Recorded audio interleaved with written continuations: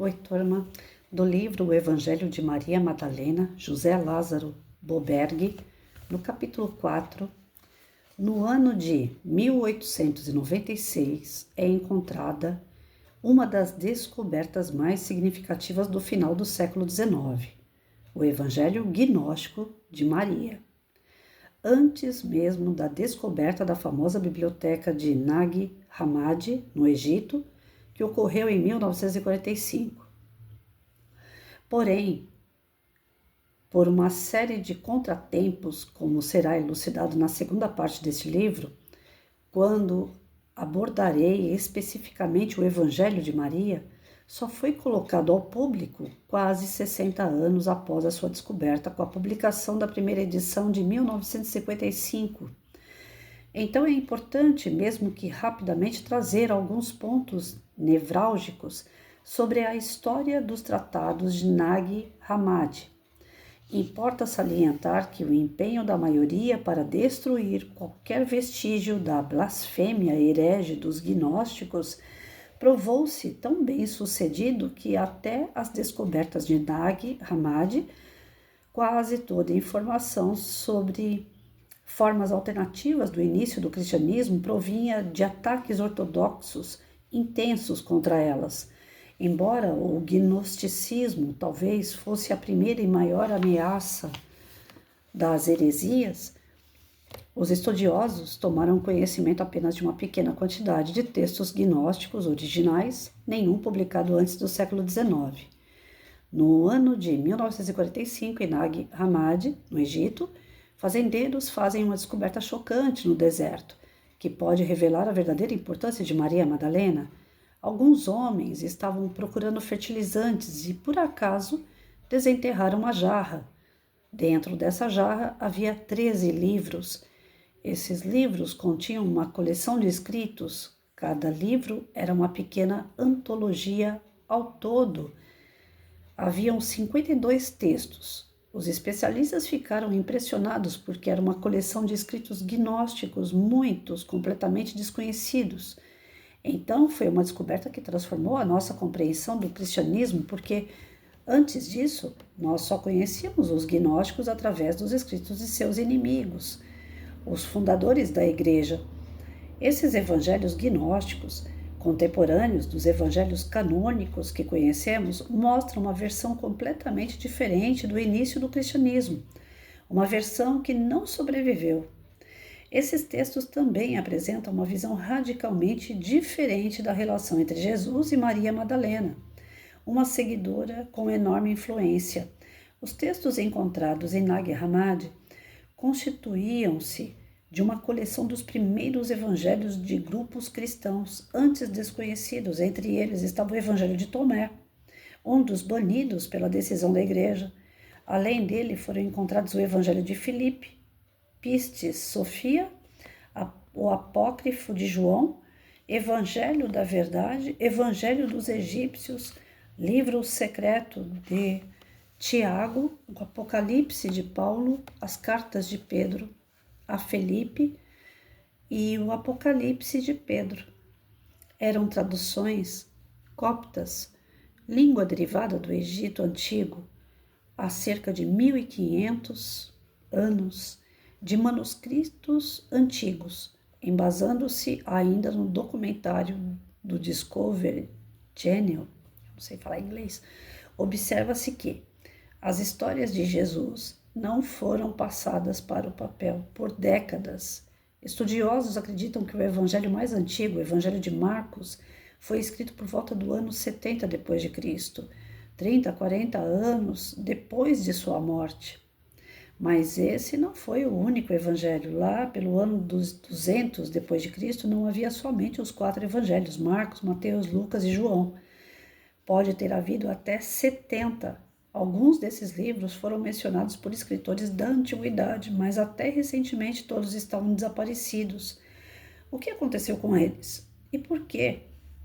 Há somente 4 evangelhos hoje. A resposta nos leva menos à fé e mais à política.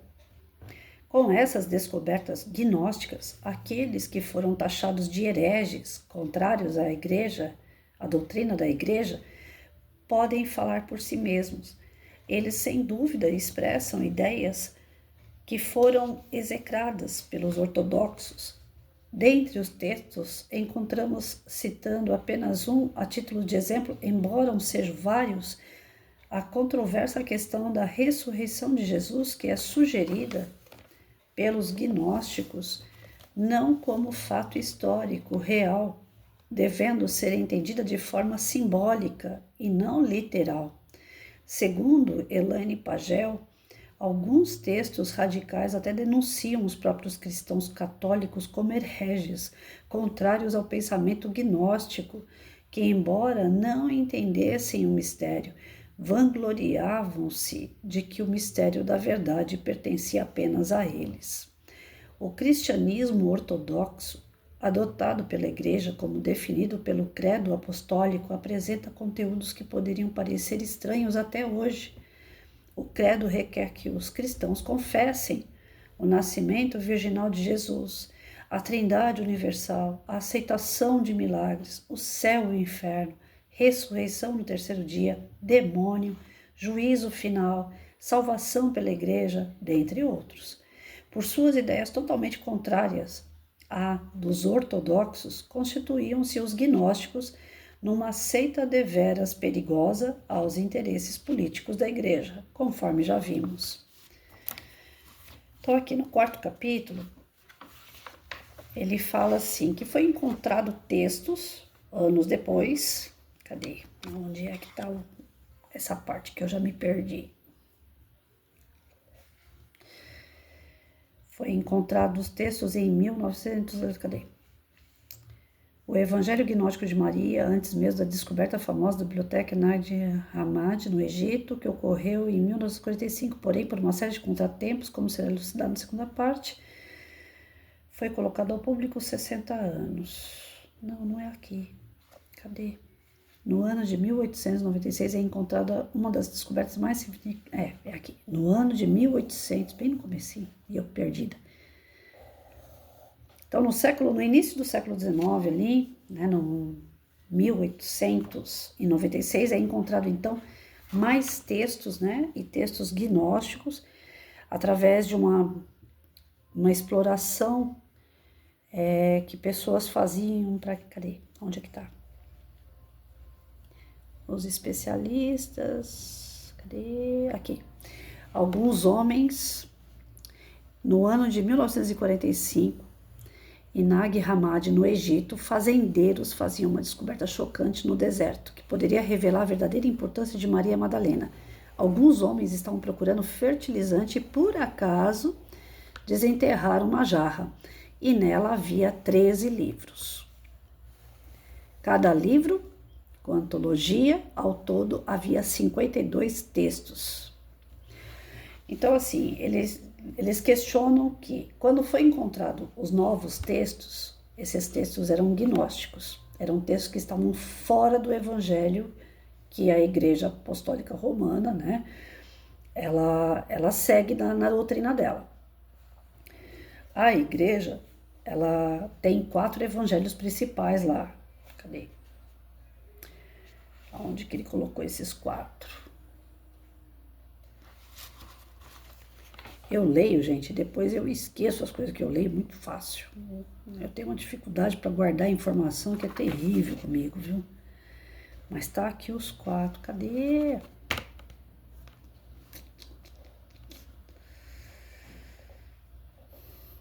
Ele fala do Evangelho de Marcos, aqui, Marcos, Mateus, Lucas e João. Então, na católica, no cristianismo ortodoxo, que seria a católica, eles têm os 4 evangelhos, Marcos, Mateus, Lucas e João.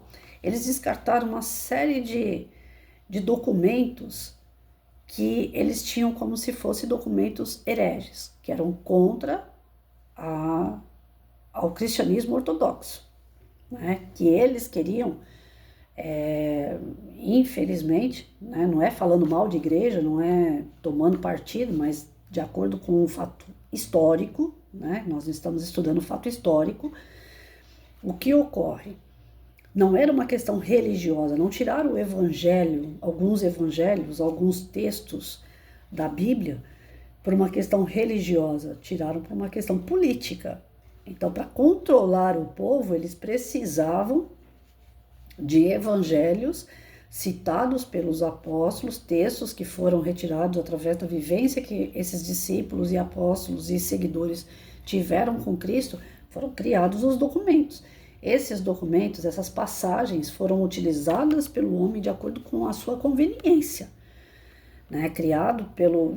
Esses textos foram revisados, reformados de acordo com a conveniência do cristianismo ortodoxo, ou seja, da Igreja Católica da época, né?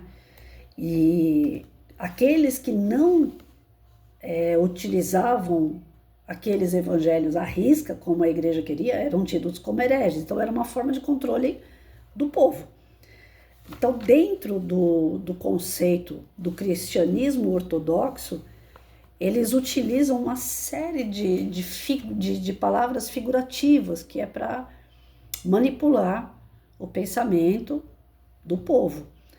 Como, por exemplo, aqui, o nascimento são coisas figurativas mesmo, porque na realidade, né, como que isso pode acontecer?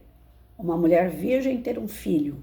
A gente sabe que para uma pessoa nascer é necessário o encontro de óvulo e espermatozoide, um homem e uma mulher. Então, como que assim, do nada se faz a vida, né? O nada não existe. A Trindade Universal, colocar Jesus como se ele fosse o próprio Deus e o Padre como se fosse o representante de Deus na Terra também. A aceitação de milagres, a gente sabe dentro da doutrina espírita que milagre não existe, tudo é muito bem explicado, né? Mas como que um cego volta a enxergar? Como que uma pessoa que tem um problema na medula volta a andar? E assim por diante. Não é milagre, né? Nós temos aí toda uma explicação no livro da Gênesis, no livro dos médiuns, né? Que até mesmo no livro dos Espíritos, eles trazem para a gente uma bagagem de conhecimento explicando que milagres não existem, mas a fé pode curar. Por quê? Porque existe uma movimentação de energia, né, a vibração que se trabalha nessas energias. Então, assim, tem um livro que chama, deixa eu tentar lembrar, Curas Espirituais à Luz da Doutrina Espírita, do Sérgio Cherce Júnior. Eu li esse livro, que é grosso desse tamanho, né? E ele explica, assim, tintim por tintim. Tem episódios da Revista Espírita dentro dele, tem a Gênese, onde ele vai trabalhando toda essa questão dos milagres. Não existe milagre. Ele prova por A mais B que toda cura é provinda do próprio ser, e a espiritualidade trabalha nesse ser também. Ou seja, tudo é uma questão de fluidos, de energia. Não é uma questão de milagres, supostos milagres. E isso aqui, se fosse falado na época, a pessoa ia parar na fogueira tranquilamente. Por quê? A igreja queria deter o poder dela fazer os milagres. Então, já que ela faz os milagres, tudo fica submisso à sua vontade, né? Então, é uma questão mais política do que religiosa, de você deter o poder em relação ao povo, à população que está ali circundando a igreja. A questão do céu e inferno, ou seja, se você pagar o dízimo, você vai para o céu. Se você se confessar e o padre te absolver, você vai para o céu. É poder, é uma questão de poder, né? Se você não pagar, você vai para o inferno. A questão da ressurreição no terceiro dia, nós também sabemos, né, que fisicamente isso é impossível. Como que um corpo morto vai reacender? Não. Então, para os espíritas, né, da doutrina espírita, a gente acredita o quê? Que Jesus não ressuscitou, mas ele naquele momento se materializou. É o espírito dele materializado, plasmado, aonde quem é um médium vidente, quem consegue ver, vai enxergar. Quem é que viu Jesus? Maria Madalena, porque ela tinha uma mediunidade aflorada, né? Para mim, se ele aparecer na minha frente, eu não vejo. Agora, para a pessoa que tem uma mediunidade aflorada, iria enxergar Jesus plasmado, materializado. Então, existem explicações mais convincentes do lado da parte espiritual do que essa parte da igreja, que fica um sentido figurado, não no sentido como realmente aconteceu, né? É a questão do demônio, né? Então eles botam aquele pânico nas pessoas que o demônio existe. Se demônio existisse, existiriam dois deuses, o Deus do bem e o Deus do mal, tá? E aí? E uma luta de poder? Não, a gente acredita num único Deus. E ele cria coisas boas. Agora nós, pela nossa imperfeição, é que somos os endemoniados aí, né? Que somos os seres atrasados moralmente. Então, para o espírita, o demônio nada mais é do que um espírito atrasado moralmente. Ele é imaturo, até ele um dia se tornar um espírito puro, um espírito bom, né? O juízo final, quer dizer, final do tempo, final do mundo. Para a gente não existe isso, porque existem tantos mundos e existem tantas oportunidades de reencarnar. Então não existe fim do mundo para nós. Enquanto está todo mundo preocupado em ficar guardando comida aí, porque o fim do mundo está chegando, nós não estamos preocupados com isso. Nós estamos preocupados em como nós vamos terminar a nossa encarnação, tentando fazer o melhor que a gente pode, porque a gente sabe que depois que sair daqui ainda vai ter que continuar vivo, de alguma forma, em algum outro lugar.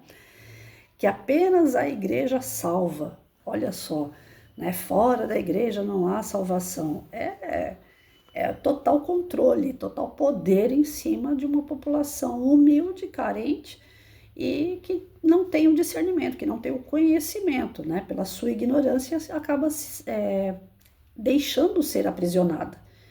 Por isso que Jesus diz, né? Ande com a verdade, que a verdade te libertará. Ou seja, busque conhecimento, não fique aceitando tudo. É perigoso quando a gente aceita uma verdade que vem sem fundamento. Ah, eu ouvi dizer que é assim, e aí assim vai ser a minha verdade. É perigoso. Se eu quero tomar algo como verdade, eu primeiro tenho que estudar, eu tenho que ir atrás dessa verdade, o porquê que ela se tornou uma verdade, né? Que nem ontem. Eu fiquei aqui enrolada, gente, sinceramente. Quando chegou no capítulo 3 aqui, eu fui, olha aqui, ó, eu fui buscar informação. Eu fui pesquisar no pai dos burros de hoje, que é a Google, né? Antigamente era o dicionário Aurélio. Hoje é a Google. Na hora que eu comecei a ler ontem aqui, o Tico e Teco começou a entrar em pânico, eu falei, uai, o espiritismo é gnóstico, gente? Peraí, eu já ouvi falar em gnóstico, mas para mim é uma questão mais de espiritualismo do que espírita, né? E aí aquilo virou uma bola de neve na minha cabeça. Eu falei, não, antes de fazer o vídeo eu vou buscar informação. Aí eu fui lá passo a passo, né? Da onde que saiu cada religião, cada ponto de conceito, para passar para vocês o mais que eu pudesse entender e não falasse tanta abobrinha. E olha que eu sei que eu falo bastante abobrinha mesmo pesquisando. Imagina sem pesquisar. E aí é que tá. O grande barato da pesquisa é que você se aprofunda. Cada vez que você procura um conceito, você acha dentro daquele conceito outros conceitos que você não entende, você vai atrás daqueles outros conceitos e vai se aprofundando na pesquisa e dá aquela ânsia assim de não parar, né? Teve um filme que eu assisti, eu não lembro agora qual é o nome dele. Eu sei que é épico, é da época de Roma. E começou a falar um monte de nomes, né? Tipo saduceus, né? Na época de Cristo lá. E tá vendo como minha memória é horrível? Eu já nem lembro mais, mas na época me fez assim, eu assistindo e falei assim, mas espera aí, quem é a favor de Cristo, afinal de contas, quem é contra Cristo? Aí eu comecei a pesquisar. Enquanto o filme estava acontecendo lá na telinha lá, eu fui na Google, né? Quem é saduceu, quem é esse, quem é aquele outro, esse é inimigo, esse aqui não é, esse aqui tá do lado, esse aqui não tá. E à medida que eu fui entrando nas pesquisas, foram aparecendo outros nomes e outros conceitos e outros povos, e eu falei, meu Deus, isso não tem fim. E no final das contas, quando terminou o filme, que era um filme de mais de 2 horas, eu ainda estava fazendo pesquisa, gente. Vocês não têm ideia. Aí vocês vão falar assim, fez tanta pesquisa e não sabe nada. Pois é, porque minha memória me trai. Aí já não é um problema da pesquisa, né? Aí é um problema do tic-teco aqui que não me ajuda. Mas assim, eu sou tipo o aluno disléxico. É aquele cara que não sabe na hora que quer saber, mas quando menos espera, o conhecimento vai lá e dá aquele flash de novo na cabeça. Eu sou meia surtada mesmo, faz parte. Então aqui, voltando aqui ao assunto, né? O que eu pego e que eu acho interessante diante de todas essas baboseiras que eu falei na coisa séria, pesquisem. Procurem pesquisar tudo aquilo que vocês têm dúvida, né? Porque hoje, graças a Deus, até agora, nós podemos fazer isso. Até agora. Porque o sistema que nós estamos entrando é um sistema perigoso. Nós estamos chegando aí em alguns pontos já de que a democracia é fachada, ela não é uma democracia real.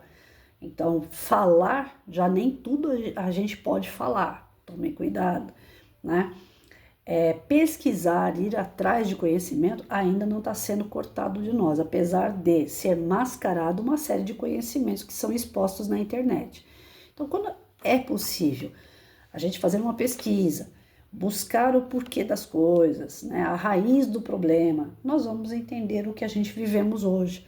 Muito daquilo que nós vivemos hoje é um reflexo gigantesco do que no passado aconteceu e não foi resolvido. Se uma situação, um problema é resolvido, acabou o problema.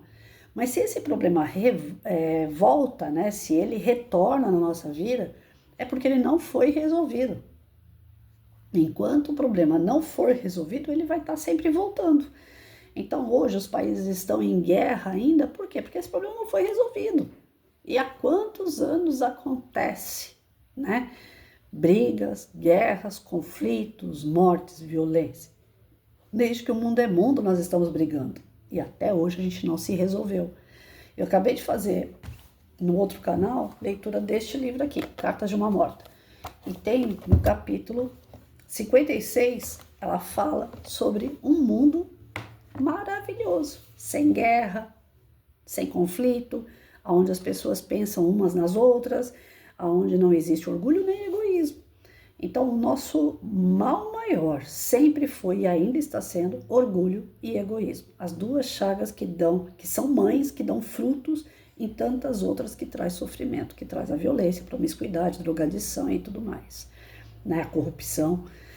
Então, aqui dentro desse capítulo, o que eu pego de mais importante para mim é que nós devemos estudar, buscar a causa de tudo que acontece, né? Buscar na fonte, através de documentos históricos, fatos comprovados que possam nos dar estrutura, conhecimento, para a gente compreender o que nós vivemos nos dias de hoje, seja, né, em relação à política, seja em relação à religião, seja em relação ao que for. Mas é sempre importante a gente ter uma base para que a gente saiba aquilo que nós estamos falando, né? Eu não guardo muita coisa na cabeça, mas eu sei que no momento que eu precisar utilizar esse conhecimento, ele vai aflorar e eu vou falar, poxa, eu li em algum documento, eu li em algum livro, né? E isso é importante. Pior seria se eu chegasse aqui e falasse assim, ouvi dizer que... Ouviu? Ouviu da onde? Quem falou? Então fica um argumento muito frágil, né? E quando a gente diz, não, eu li num livro, tinha documento, foi descoberto, foi comprovado, aí, gente, aí não tem para ninguém, né? Então, aqui no ano de 1896 é encontrada uma das descobertas mais significativas do final do século XIX, o Evangelho Gnóstico de Maria. Então, foi ali, 1896, que foi encontrado o Evangelho dela, né? Antes mesmo da descoberta famosa da biblioteca de Nag Hammadi no Egito, que ocorreu em 1945. Então, foi descoberto documentos em 1945, mas antes disso, em 1896, já tinha sido descoberto documentos sobre Maria. Foi descartado esses documentos pelo cristianismo ortodoxo, ou seja, pela Igreja Católica, devido aos objetivos políticos que a Igreja tinha, de dominar o povo. foi descartado não só o Evangelho de Maria, como uma série de outros evangelhos, e ficou apenas Marcos, Mateus, Lucas e João, que serviriam para vir aí com essas explicações, com esses conceitos aí de nascimento virginal de Jesus, Trindade universal, aceitação de milagres, do céu e inferno, ressurreição no terceiro dia, demônio, juízo final, salvação pela igreja. Dentro desses evangelhos a gente encontra esses temas. E ali eles são explicados através desses textos, da forma que a igreja acha melhor para controlar a mente do povo. Quem foi contra esses tipos de evangelho, de citações dentro do evangelho, melhor dizendo, eles eram tidos como herege. Assim como se um texto gnóstico ele comprova a existência de Maria Madalena como um ser atuante, uma discípulo fiel, e alguém fosse contra isso, também receberia o nome de herege, ou seja, herege é todo aquele que não acredita no que está sendo dito. Não eram, então, pessoas do mal, não é como a história colocou, herege são pessoas do mal, endemoniadas, não. Herege é todo aquele que não acredita, né? Um ateu é um herege, mas isso não significa que é uma pessoa ruim, que é uma pessoa endemoniada, e a igreja, ela juntava o conceito, né? Quem não acredita está endemoniado. Então, criava-se um rótulo na pessoa, né? O herege é uma pessoa endemoniada, é uma pessoa do mal. E não é. Esse não é o conceito correto. Herege é todo aquele que duvida, é aquele que não acredita no que está sendo dito. Então, eu acho que por aqui hoje a gente consegue, né? Não sei se eu confundi mais do que eu ajudei, mas pelo que eu entendi foi isso. E aqui os documentos que foram encontrados em 45 foram pessoas procurando fertilizante na terra. Olha só como é que pode, né? No acaso, que o acaso a gente sabe, o espírita sabe que não acontece, encontrou esses montes de documento que estavam jogados de lado. Eu sempre questionei isso, gente. Quem escreveu, né, a Bíblia, qual é a moral que essas pessoas têm para ditar, para escrever, porque Jesus não deixou nada escrito. Não tem uma letra de Jesus em lugar nenhum. Então, como essas pessoas escreveram tanto, sendo que algumas nem estavam ali convivendo com Cristo? Ouviram de um, que ouviram do outro, que ouviram, e aí foram lá e escreveram. Então, assim, eu sempre duvidei de algumas coisas. O que faz com que eu acredite em textos bíblicos, em textos de evangelho e narrativas, é a moral que contém, que está ali dentro daquele texto. Então, dentro de nós, que nós todos somos filhos de Deus, dentro de nós temos o sim ou não. Nós temos a sirene de alerta, que é a sirene ligada a Deus. Então, no nosso íntimo, nós, no fundo, nós temos aquela certeza do que é correto e o que não é. É que muitas das vezes, pela nossa invigilância, a gente nem ouve esse nosso íntimo. Então, o que estava escrito ali e que me cabia, que eu tinha por certo, eu seguia. Aquilo que a minha moral não conseguia bater com o que estava escrito, eu não seguia. Por exemplo, a questão do confessar. Minha mãe me fazia ler terço toda noite. Aquilo lá é prece que não acaba mais, né? Ave Maria, Pai Nosso, até você terminar tudo aquilo ali. E toda noite eu tinha que fazer a leitura do terço. Muitas das vezes eu estava lá fazendo a prece e eu, no meu íntimo, virava para Deus e falava assim, será que o senhor está acordado me ouvindo mesmo? Porque se eu estiver aqui rezando, e o senhor já estiver dormindo e roncando aí, né? Olha, eu tinha 11 anos quando eu pensava dessa forma. Então, quer dizer, eu já duvidava de alguns dogmas, eu duvidava de algumas coisas que aconteciam dentro da igreja. E aí, para confirmar essa minha dúvida toda, cheguei um dia para fazer a minha confissão, minha única vez, porque eu só confessei uma vez na vida, foi antes de fazer como é que chama? A crisma, tinha que confessar. E aí, o padre viu minha inocência, 11 anos de idade, eu cheguei nele e falei, padre, eu não sei o que eu vou confessar para o senhor, porque diz que tem que confessar toda semana, todo mês, né? Eu tenho 11 anos de idade, vai saber quanta coisa eu já fiz nesses 11 anos e eu não vou saber. Então o senhor faz o seguinte, o senhor pega os 10 mandamentos, vira de cabeça para baixo aí e vê qual é a penitência que o senhor me dá. O padre mandou, na época, não lembro, gente, mas se era 2 Ave Maria, 2 Pai Nosso, uma coisa assim. Eu falei assim, mas só isso, padre? Ele falou, porque você é toda inocente, menina, vai lá e faz essa prece, tá tudo certo. Aí eu fui fazer a prece, mas fui contrariada, porque eu falei assim, então eu tô pagando penitência muito mais todos os dias, porque todos os dias eu tô lendo o terço lá e é muito mais prece do que essa que ele mandou. Então, a penitência dele para 11 anos de pecado, para os meus todos os dias de terço, falei, então nunca mais eu preciso confessar na minha vida, porque todos os dias eu já estou pagando penitência, e muita penitência, muito além de 11 anos. Essas coisas não, o cálculo não fazia sentido, né, para a atitude daquele padre em relação aos meus pecados. Então, assim, tem coisas que não entravam na minha cabeça, gente. E eu não estou aqui para criticar a igreja, não estou aqui para criticar os dogmas, cada qual na sua praia. Se tem pessoas que seguem, se sentem felizes, parabéns e vão mesmo. Porque toda e qualquer religião, ela religa a Deus. O que a gente precisa ter por base é que ninguém é o dono da verdade. Ninguém. Nem a Igreja Católica, nem o Espiritismo, nem os gnósticos. Ninguém é dono da verdade. Ninguém. Jesus não veio aqui colocar placa em algum determinado lugar e falou, esse daqui é minha igreja, siga-me. Não, ele falou, sigam-me, né? Os meus exemplos, não a placa. Ele não veio trazer placa. E vai chegar o dia, como aqui já foi descrito, quem quiser pega esse livro para ler, que é muito bom, ou então segue lá no outro canal, né, Cartas de uma Morta, do Chico Xavier com a mãe dele. Aqui mesmo está dizendo, vai chegar o dia que não vai precisar de nada disso. Nós precisamos de uma orientação, nós precisamos de um certo conhecimento hoje, para um dia no futuro não precisar mais. Vai chegar um dia que não vai existir católico, espírita, umbandista, sei lá, o que mais que tem. Não vai ter mais isso, não vai ter placa. Vai chegar um dia que todos nós vamos ser simplesmente espíritos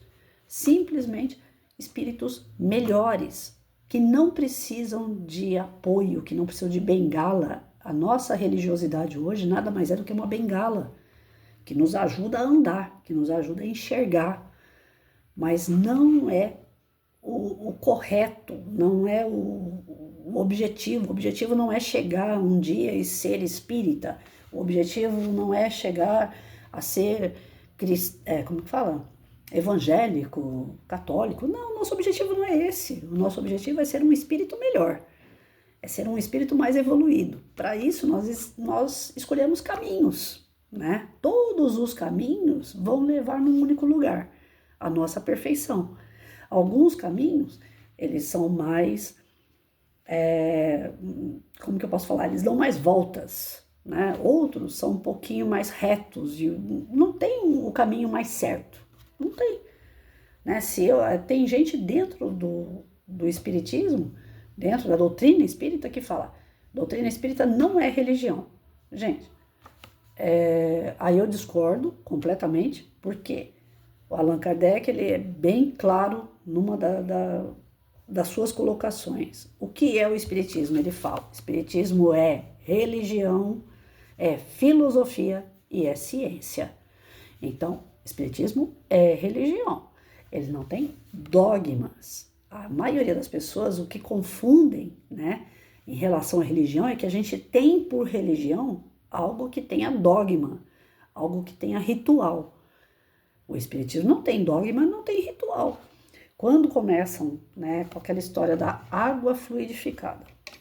Então, eu ando com a minha garrafinha de água para cima e para baixo porque eu tenho problema na garganta. Graças a Deus eu adquiri isso na sala de aula, né? Pó de giz e tudo mais. Falar o dia inteiro. Então, hoje eu bebo água pra caramba. E eu não vejo, assim, diferença em você fluidificar uma garrafinha de água ou um filtro de água, ou você manter um padrão vibratório na tua casa de prece, de alegria, né, expandindo tua mente, sempre movimentações assim de saúde, de energia, de coisas boas. a própria água que sai da torneira já sai fluidificada. Então, eu não consigo entender que para fluidificar uma água eu preciso pegar uma garrafinha, abrir a garrafinha e fluidificar ela aqui e tal. Eu, Patrícia, não consigo entender isso. Para mim, se eu ficar fazendo esse tipo de coisa, acaba se tornando um tipo de um ritual. Então, eu evito. Lógico que existem situações pontuais, né? Então, vamos supor, Patrícia está passando muito nervoso, Patrícia não está bem. Vamos fluidificar uma água agora. Então, nesse momento, junta uma turma aqui, vai lá e faz uma prece em volta de um copo d'água e me dá. A energia que o pessoal está despejando naquela água vem em mim e eu vou me acalmar como se fosse um remédio naquele momento. Aí eu acredito. Mas tem gente que vai num centro espírita e leva uma porrada de garrafa, né? E aí chega lá e abre todas as tampinhas de garrafa e quer fluidificar toda aquela água e quer levar para casa e quer colocar uma garrafinha em cada cômodo da casa. Pô, isso daí acaba virando um ritual. Então, assim, a doutrina espírita não tem ritual, não tem dogma, mas ela é religião. Ela religa você com Deus através de quem? De Jesus. A nossa moral, a nossa base é Jesus. Então, nesse ponto, nós somos religião, sim. Nós não temos a prática ritualística, né? Essa coisa toda que a maioria das religiões tem. Isso daí nós não temos. E aí é onde tem alguns defensores da doutrina espírita que falam, nós não somos religião. Gente, vai lá e procura. Allan Kardec disse, né? Religião, filosofia e ciência. Então nós somos sim religião. Nós não temos dogmas e rituais, mas nós somos religião sim. Vai chegar o dia, como eu falei, que não precisa de espiritismo, que não precisa de igreja católica, que não precisa de igreja evangélica, não precisa de budismo, não precisa de nada disso. Tem umas figurinhas de internet que tá lá, Buda segurando a mão de Jesus, que segura a mão de não sei quem.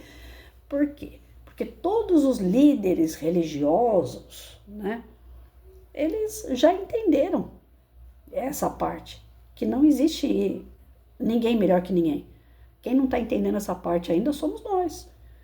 Qualquer caminho é válido. Só que o que é contexto histórico, o que é história, a gente também não pode pegar e rasgar e falar, não, isso aqui não aconteceu. Não, aconteceu, né? E a gente tem que tomar cuidado para que a história não se repita. Então a gente estuda o passado para entender o que se passa hoje e não deixar aquilo que foi ruim se repetir. E aquilo que dá através das novas descobertas, dá para a gente clarear o caminho do futuro. Então, como professora de história que eu sou não muito, né, atrapalhada, eu posso dizer isso para vocês. A gente precisa de fundamento. O fundamento está na história. E a história, ela vai trazer para a gente uma base para o futuro, para aproveitar hoje o que a gente pode fazer no futuro, seja diferente ou seja melhor, tá bom? Espero que eu tenha ajudado. Se eu não atrapalhei mais do que ajudei, e se alguém tiver alguma coisa para comentar a respeito, né, desses encontros dos novos evangelhos, o porquê que foi retirado os evangelhos de outros, né, seguidores, apóstolos. Então, se alguém quiser fazer algum comentário, fique à vontade. Não estou aqui para atacar nenhum tipo de religião, volto a repetir, a gente está falando de fato histórico, e respeito todos os caminhos são válidos, né? Tem gente que já me perguntou assim, é válido também matar um animal, sacrificar um animal? Gente, se a pessoa acredita que naquilo ali ela está fazendo bem para alguém, é o caminho que ela escolheu, quem sou eu para falar que está errado, né? Como eu falei, cada qual escolhe o seu caminho e a gente é responsável pelas nossas escolhas. Tudo aquilo que nós fazemos retorna para nós. Então é uma questão de consciência. O que você achar melhor você faz. Mas saiba que tudo aquilo que você faz tem um retorno para você mesmo. Algumas religiões têm as práticas ritualísticas que chegam nesse ponto, né, de sacrifício de animal. E tem outras que já não tem nenhuma, como o espiritismo mesmo, a doutrina espírita, tem alguns centros que você não vê nem a figura de Jesus mais. Porque o próprio Jesus disse que não é para ter ídolos, não é para ficar cultuando imagem. Então, cada qual escolhe aquilo que te faz bem, né? Mas o que a gente não pode esquecer é que, ainda que a gente escolha caminhos diferentes, é importante a gente ver o o que ocorreu no passado de excesso, para que não haja mais nos dias de hoje.